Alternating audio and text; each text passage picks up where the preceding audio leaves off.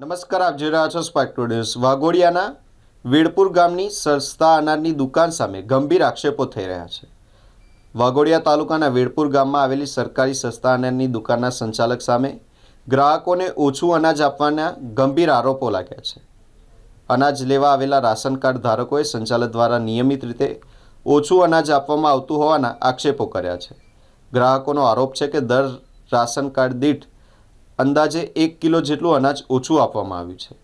આ દુકાનદાર સાથે અંદાજે 500 થી 600 જેટલા રાશન કાર્ડ ધારકો જોડાયેલા છે, જેના કારણે કુલ મળીને દર મહિને લગભગ 600 કિલો જેટલું અનાજની કટકી કરવામાં આવે છે। ઓછું અનાજ આપવાના મુદ્દે આજે દુકાન પર ગ્રાહકો અને સંચાલક વચ્ચે ઉગ્ર રકઝક સર્જાઈ હતી, જેના કારણે સ્થિતિ તંગ બની ગઈ હતી। આ મામલે રાશન કાર્ડ ધારકો દ્વારા વાઘોડિયા મામલતદારને લેખિત રજૂઆત કરવામાં આવી છે અને દુકાન સંચાલક સામે યોગ્ય તપાસ કરી કાયદેસરની કાર્યવાહી કરવાની માંગ ઉઠાવવામાં આવી છે। આલુ છું કિલો એક વ્યક્તિ બે વ્યક્તિ હોય ને એને પૂરું આવી જાય। 5 કિલો આવે એને હું કાપું, 2 કિલો હોય હું કાપું, અને આ વેરણ શેરણ નાખતો નથી, બરાબર? કેટલું વેરણ શેરણ આવે તમને છાણા આવે એ આવે, તમે બધું જોઈ લો ને, આ બધું જોઈ લો કેટલું ઠરાયેલું છે કે નહીં?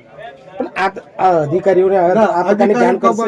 નવનો આપણે અનાજ પુરવઠામાં ગામ નવનો સમાવેશ થાય છે।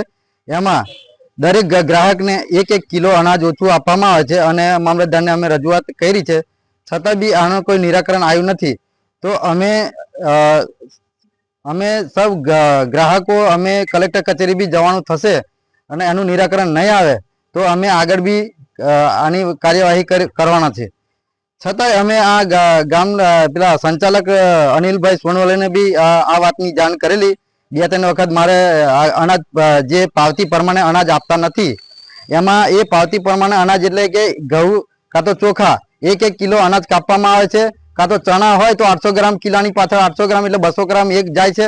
એટલે એ રીતે 1200 કિલો અનાજનું કૌભાંડ થાય છે ગામ વેડપુર સસ્તા અનાજની દુકાન। એટલે આ એનો સંચાલક છે આપણે અનિલભાઈ સોનવલે।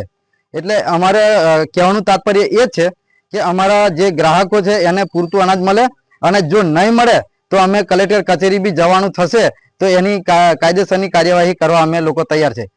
જય ભવાની।